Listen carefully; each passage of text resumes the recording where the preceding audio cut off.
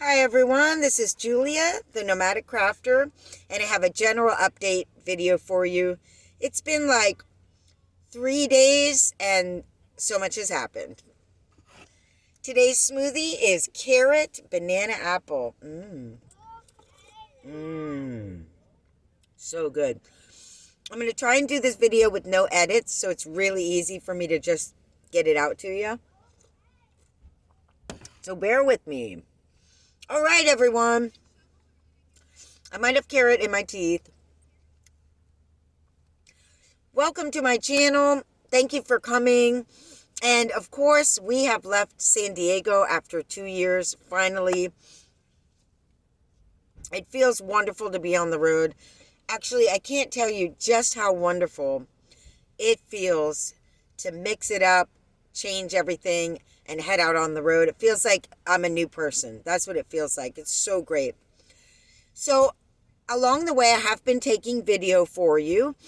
And I'm hoping to put that all together into a montage for you of this trip, especially considering what's happened, but I'll get into that.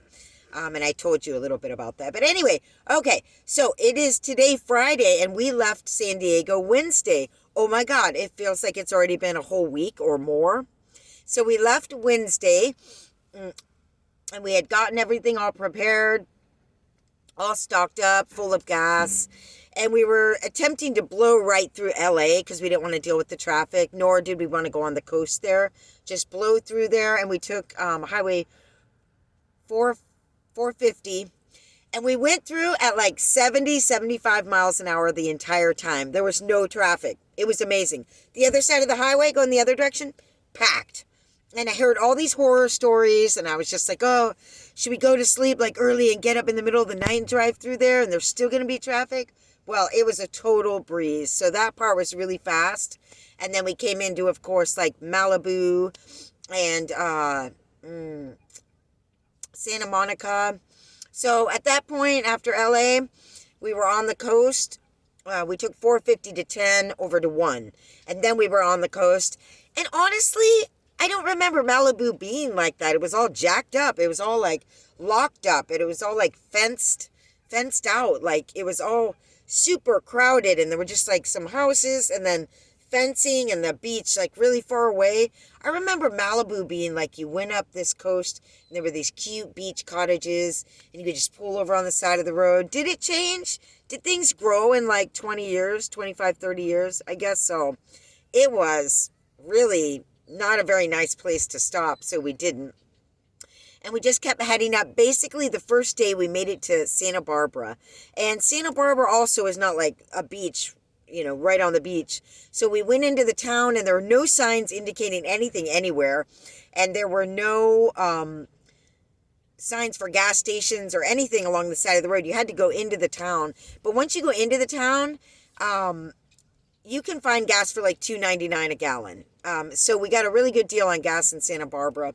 Let me back up and say there were a couple stops that we made along the way, the beaches, and one of the beaches we found that was amazing was, I think, in Ventura, called Mondo Beach. It was just this cute little section of beach with these houses, and then like a nice place to surf right on the edge there, and that was it, just this cute little beach. I just thought it was the best. All the signs along this part of the highway said no parking 9 p.m. to 6 a.m., and they meant it. There was a big sticker on there that said $275 fine. So they meant it, no parking there. So back to Santa Barbara. We made it to Santa Barbara. Our first day on the PCH was wonderful and amazing. And let's see, we have guests. No edits. So we woke up in, Santa Barbara. Okay, so we went to the gas station and we got all our gas, and it was about 9:30 at night. And I was like, oh my God, where am I going to park? It was the first night I didn't have known places to park. So I was washing my windows, thinking about it. And we left the gas station and my intuition said, just go straight. So we just went straight. And then we said, just turn right. And we went right, and there was a little library. And I just turned around and pulled right behind this van that was like a work van. And we just stayed there the whole night, and there was no trouble, except for at one point, I think it was like 10:30, maybe 11. I think it went to bed about 11:30. A man did walk by our van and kind of look at the back, turn around, kind of look again, and go forward. And at that point, I thought we might have to leave. So I just watched and watched and waited, and nothing happened. It was totally fine, but that was kind of scary. So anyway, being out on the road, we're going to bed much earlier and getting up much earlier. They're still there. And so we got up at like 6:30 in the morning and real quick let Bambi out, got ourselves together. And when we went out, we came upon this redwood tree that was right there at the library. And it was like, as I said to Vivian, about 4 feet across, 5 feet across, a baby, a little teeny little baby about this big. It was amazing. And of course, I burst into tears because I grew up in the redwoods and there's nothing like the redwoods. And this was the first one I'd seen in like 25 or 30 years. I told you that in my post. So I got a little video of that and it was amazing. And it really just brought it home that I'm actually making my way north back to redwood country. So that was Santa Barbara in the morning. And then we headed out on the road and we went to this rest area. So the road went off the coast into the hills there, and it was the most beautiful rest area. I got some shots for you. And at this rest area, it was a complete transition from the beach scrub zone to the chaparral, the hills, a little bit of forest zone right there. And it was the most amazing thing because on the left side of the highway, you could see these giant rocks that had been uplifted almost on their side, just sticking out. And apparently this is an old seabed from millions and millions of years ago, uplifted into these giant hills. It was really beautiful. And then the chaparral forest on the other side was like oaks and chaparral, manzanita, and then grassy hills. And that's so much like Sonoma County where I'm going that it just felt amazing. So anyway, we stopped there for a while. And then we headed up the coast. 101 brought us inland. So we got off the coast and we went inland. And we went through all the farmlands. And it was pretty beautiful.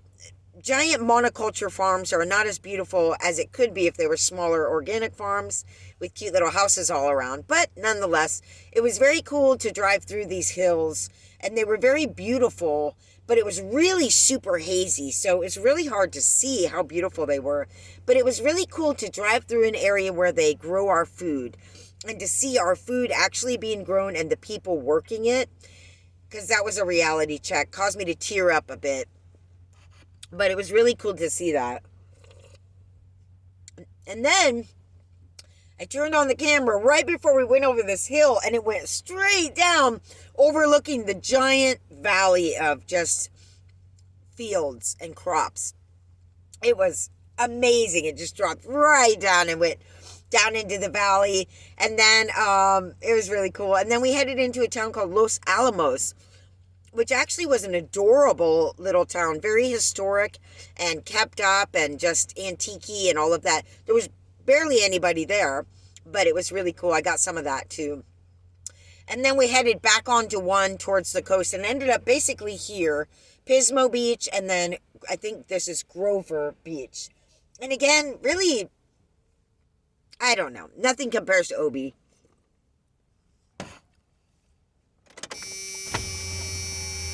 The vibe here is not hip and cool. It's not very friendly. And people are staring at me like I'm different, which in California I'm not, but it's weird. I tried talking with a couple people, asked a guy a question, and he was like, yeah. And then joked with another guy. I pulled up this morning, and I was like, he was like shaving right here. And I was like, gotta keep it clean. And he didn't say anything. And I was like, okay, I'm not talking to anybody else here again. And that's okay.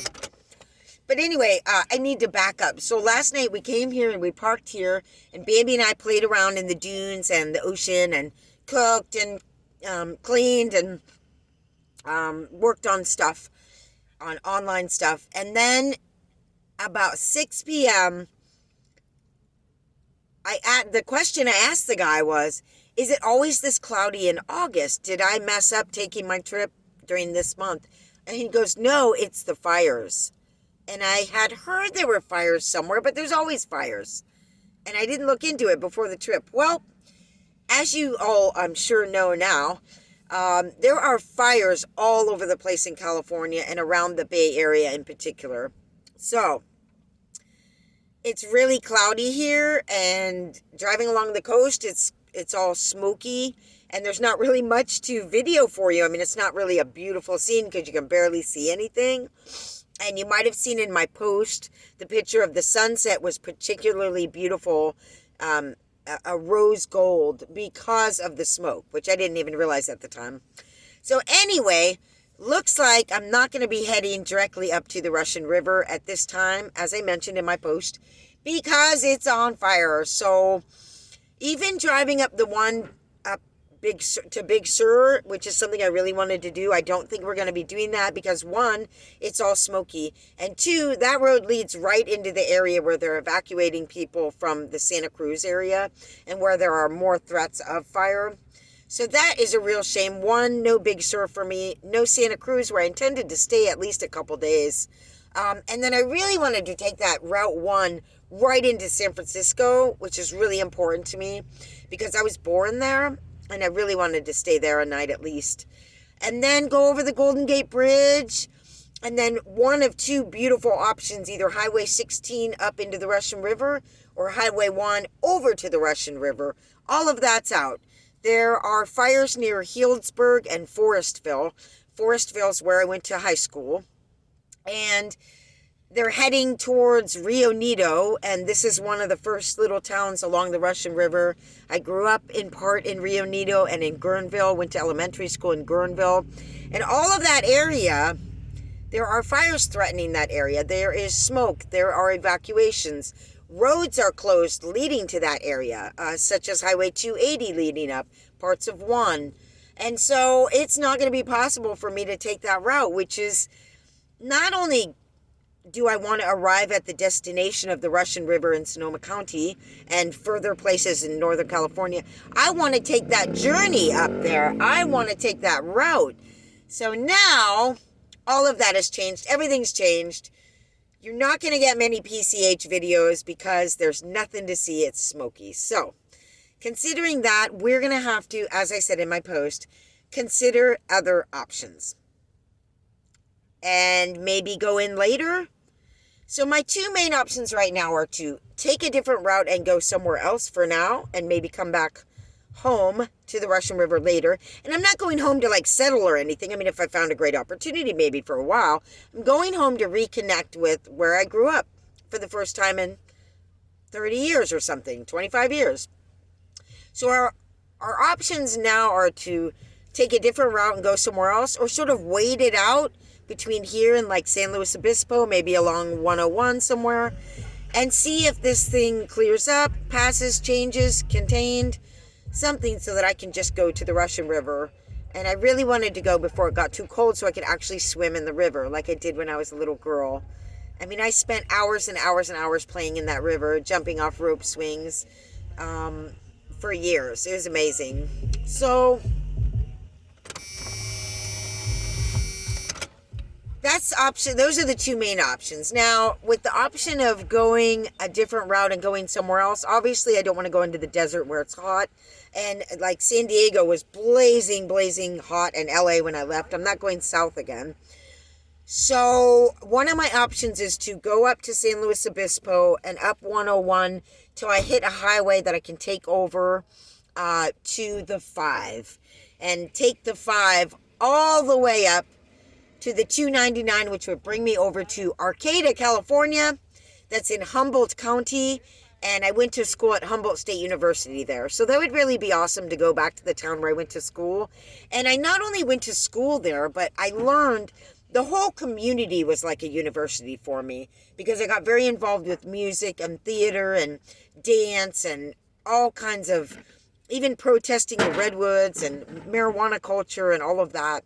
So I have a lot of memories from there. I lived there for 5 years, and it is one of the places I wanted to go. I just thought I'd go there later. Well, maybe this makes more sense to go to the northern, colder spot first, and then I could head down to the Russian River as it gets colder. I don't know, that's one option. Other options are Lake Tahoe, but I heard that they're asking visitors to not come because they're fed up with tourists right now, I guess. And another option is Mount Shasta, though I haven't even looked at a map yet. That's somewhere I've always wanted to go, and I have to get up there pretty quick before it gets cold. We wouldn't be staying up there long. So at this point, guys, I have no idea where we're going, and isn't that just so van life? Like, one of the things I was really thinking about was, one, not only do we get stuck, I in particular get stuck in a certain area, and it's so easy to do that.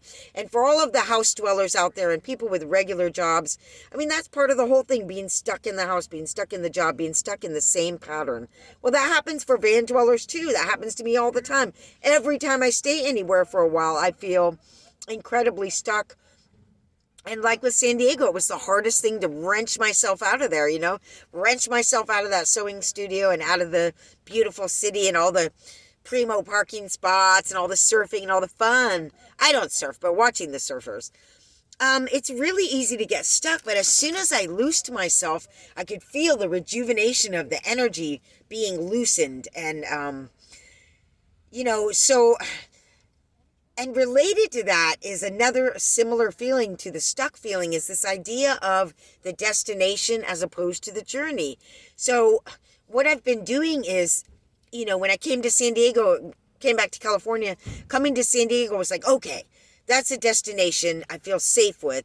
My family lives there and I can start there. And now it's been, okay, I'm going home to Northern California. That's my destination. I feel safe knowing where I'm going, and I like where I'm going, and having a destination has been making me feel safe. Well, what happened, and that's similar to the stuck, safe feeling in San Diego. So what's happened yesterday when I discovered that I'm not going to be able to go to that, I don't know what my destination is, it opened the feeling up again, and I realized, well, that's okay. I live in a van. I can go anywhere. And it was the most amazing feeling. So yeah, reminding me that the journey is as important, if not more important, than the destination for sure. Even if it is the most beautiful little, cute little river towns or the most beautiful river leading out to the beautiful coast of Bodega Bay and the redwood trees and everything. So yeah, I was thinking about that a lot, and I'm glad to be back out on the road where I'm feeling that sense of freedom and adventure. And it's just really nice to be parked somewhere new, to be cooking somewhere new, and the scariness of finding a place to park. So tonight, our plan is to actually leave before it gets dark. And I think we're heading towards San Luis Obispo. I got to decide. I got to look at the news. I got to meditate. I got to figure it out. But my idea is to try and find parking tonight before it gets dark, because that was just lucky last night. Or we could stay here again in this parking lot till 10 p.m. and then just go 2 blocks down and park again and get more work done. I have hats to make and I have videos to do. So that's what we're going to do next. So as far as this big giant Pacific Coast Highway journey, the one all the way up, yeah, it was going to be awesome, but that's just not going to happen now. And I do not really want to get on Highway 5. I don't think it's that exciting. Though when we hit 299 going to Arcata, if we do that route, that will be an amazing route. Whatever it is, I'll capture the images for you, put them all together. I'll try and I will give you updates. And then you'll also be receiving my new topical videos where I go into subjects of more depth regarding van life, and not so much about what I'm doing, but we will give you those updates where we're at, how we're doing, and everything like that. So, guess I could give you a quick view of the area. Not much to see, but. So, here's out the van window. Over here we have just a bunch of dunes. They're covered in ice plant, which is non-native, but I'm supposing that's why the dunes are so well preserved and there's not a lot of erosion. This road up here to the state park kiosk there is blocked off, and there's a restaurant. And then behind this truck and all these cars is the beach way over there and a bathroom. Oh, and some cool dunes back there that Bambi and I walked on this morning. Yeah, we had this amazing walk this morning back in the dunes. So that was amazing.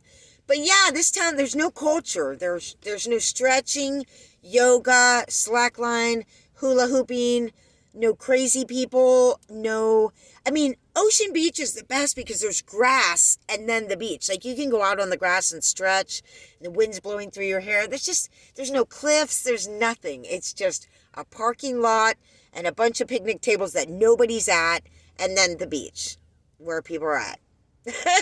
So not much to show you, otherwise I would. Now, if you have any questions for us, just put them in the comments below and I'll let you know what's up with that. We are doing very well. It's great. Everything's fine with the van. And Bambi's doing great. What else? I really have some hats to make, so I'm going to try and do that. Oh, and it was sweltering hot, of course, when we left San Diego, but last night I was so cold. I was in leggings, a shirt, a sweater, with a sheet and a blanket, and I had the windows open because I'm too afraid of getting too hot. And I was cold. I didn't get, I kept kind of tossing and turning.